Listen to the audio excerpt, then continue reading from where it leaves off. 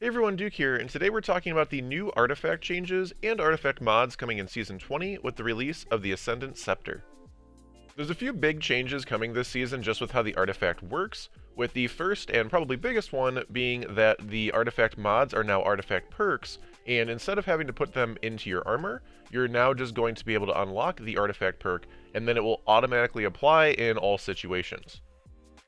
Do note that to balance this a bit, there's only going to be 12 perks unlockable at a given time, but you can reset the artifact at any time for no cost, so you'll be able to kind of mix and match these artifact unlocks as you wish and can change them without having to worry about glimmer costs or anything like that. One other big change is obviously Artifice Armor used to allow you to put artifact mods in its extra slot, and now that artifact mods aren't going to go in armor at all, it needs to have a change. So instead of what it used to do, it's now going to have a slot that allows you to put a stat bonus in, kind of like how we have the current +5 and +10 stat slot. Now we're going to have an additional stat slot in Artifice Armor that allows you to pick any stat of your choice, and it will give you 3 additional points to that stat. And as listed, this change is retroactive to all Artifice Armor, so any Artifice Armor you already have is going to have this bonus, and any Artifice Armor you get going forward will also have this bonus. So no huge changes to Column 1 in this season's artifact. We're going to have our kind of normal primary type champion mods. We're going to have anti-barrier sidearms and pulse rifles, overload bows, auto rifles, and SMGs, as well as unstoppable scout rifles. Definitely some good options for overload. Bows are always a really good option for overload. SMGs and auto rifles have been improved quite a bit from a few seasons past, and I've honestly been using SMG overload a lot this season, and it's coming back next season.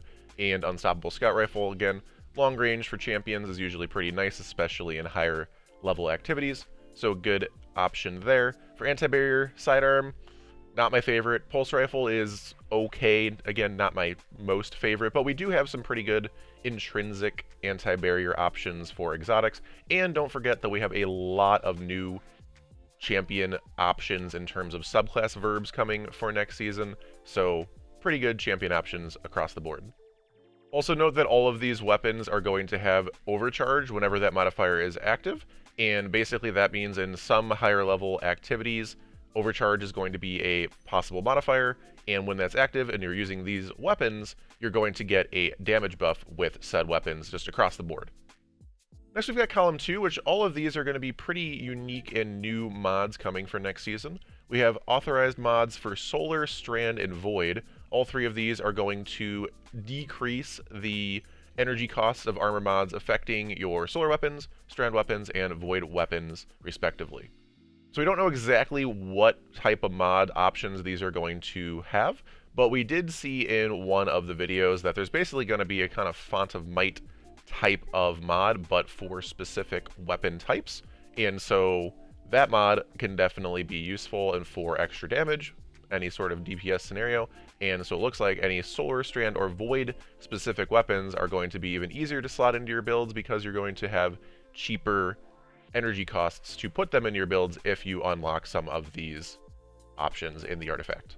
Next we've got authorized mods grenades. This is going to have energy costs of anything that affects your grenades to be significantly discounted for its energy costs. So again, we have a little bit of nerfs coming across the board for uptime for abilities, but this may make it a little bit less painful if you are someone that likes to throw a lot of grenades or kind of building around grenades.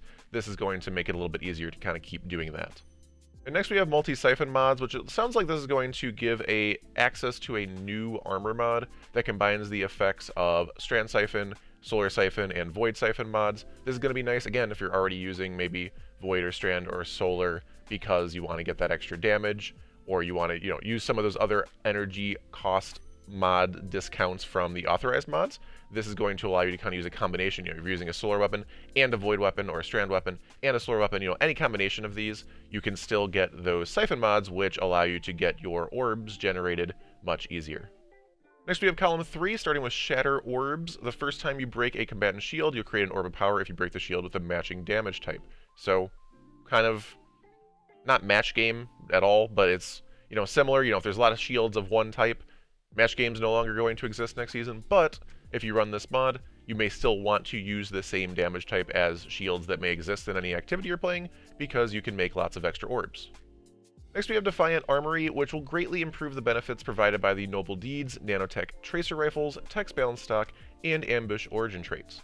The Noble Deeds and Nanotech Tracer Rockets are two new Origin traits that we do not know anything about at the moment, but the Text Balance Stock, those are going to be all of your Spire of the Watcher weapons, and the Ambush Origin trait comes from all of the weapons from this current season, Season of the Seraph. So if you have any weapons that you like from either of those two activities, their Origin traits are going to be increased if you unlock this mod.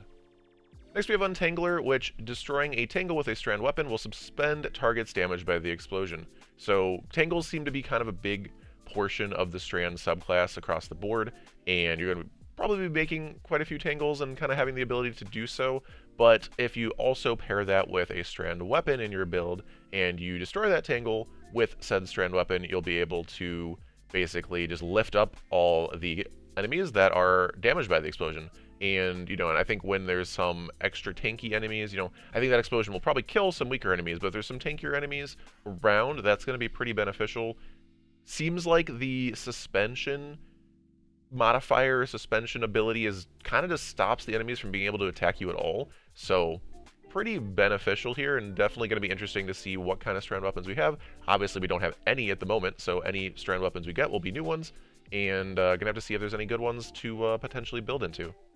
Next we have Solar Surge, which collecting a Fire Sprite will give you Armor Charge. Armor Charge is going to be kind of the new way to power up pretty much all of our builds inside of the new build crafting system.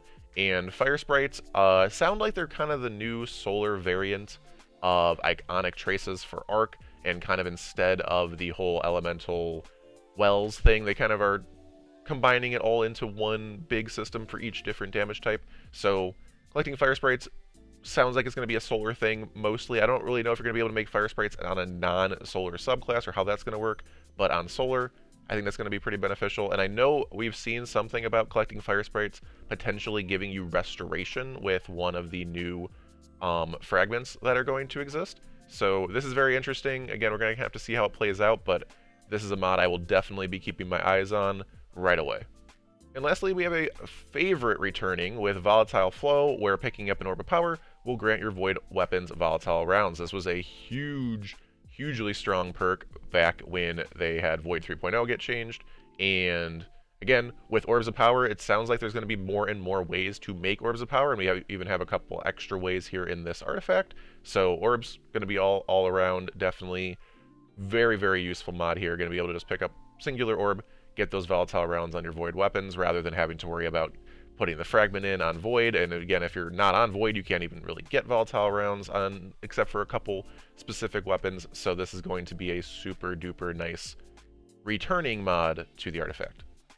Next we have column 4, Bricks from Beyond. Defeating a powerful combatant with a Void weapon has a chance to generate heavy ammo for you and your teammates. This is a mod that's very hard to determine how well this will work. If chance means like 95%, damn, that's awesome. If it means like 50%, still probably pretty good. If it means like 2% chance, like you never see it, not very good. I don't love the idea of chance. That makes it very inconsistent. But again, it's going to depend on what chance means. Again, potentially pairing this with Volatile Flow, where your weapons are volatile and you're already potentially using Void weapons, and if there's a decent chunk of powerful combatants around, which most activities will, still useful. Even if it's a low percentage chance, I'd probably still want to use this, just because heavy ammo drops are very useful, and we don't have Lucent Finisher this season. Still have Aeons to potentially go back to for higher level activities, but we'll have to see. We'll have to see how high of a chance this is. If it's at least reasonably high, I will use this in pretty much all activities. Even if it's like, if you notice it at all, I'll probably use this in most, if not all activities. Especially, again, it's just an unlock. It's not like something I have to slot into my armor where it's potentially taking away other mods. Technically, it still is taking away other mods because you can only have 12 total unlocks, but I think this is definitely most likely very worth using. Again, it's just going to depend on the actual chance, quote-unquote, of the heavy ammo drop. Next we have Flareup, where Firebolt grenades will apply more Scorch stacks, and damaging a combatant with a Firebolt grenade will spawn a Fire Sprite. So again, another Fire Sprite call out here to potentially pair with other things. Firebolt grenades applying more Scorch stacks allows you to potentially get more ignitions. Cool. I'm not crazy. It's okay. Like, again, it depends on how hard fire sprites are to spawn normally. Like, if that's like a really big deal to like get a fire sprite, like it's really hard to spawn them, maybe.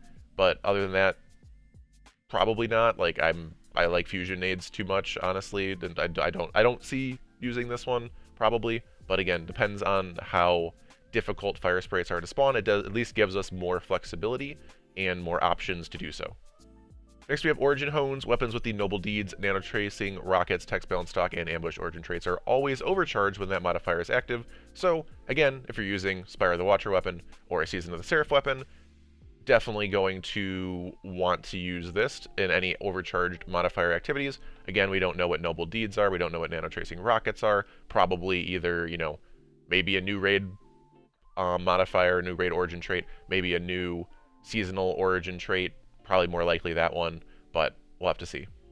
Next we have Allied Unraveling. Rapid final blows with a strand weapon grant your weapon unraveling rounds with a longer duration near ally. So this is kind of the strand version of volatile rounds or volt shots or, you know, things like that. So probably a pretty good mod here, again, assuming you're running strand weapons.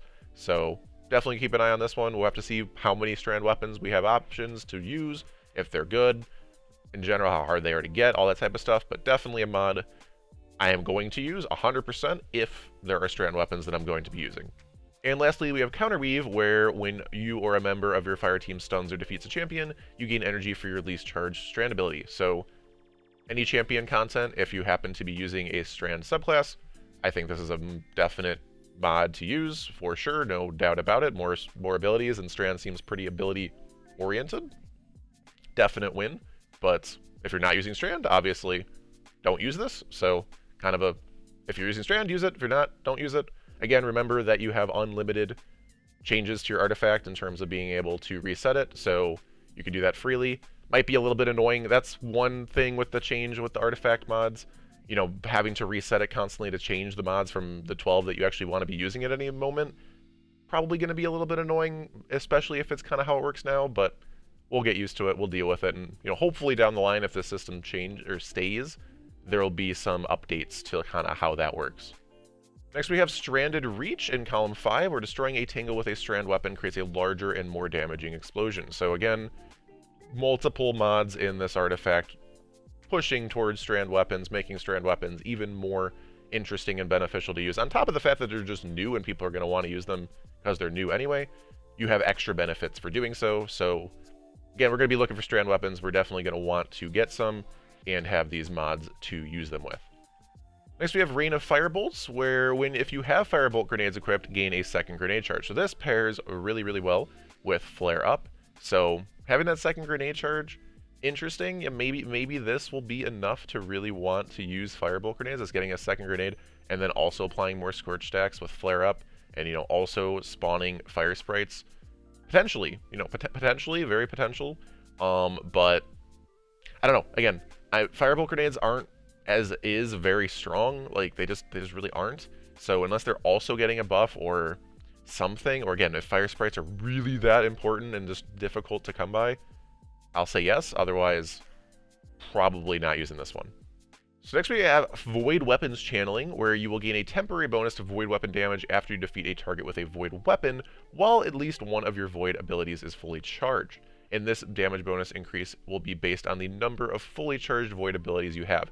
This is actually like super nice. Again, something like Funnel Web or any of the multitude of Void SMGs with Volatile Flow on a Void subclass, maybe Controverse Holds for a Warlock.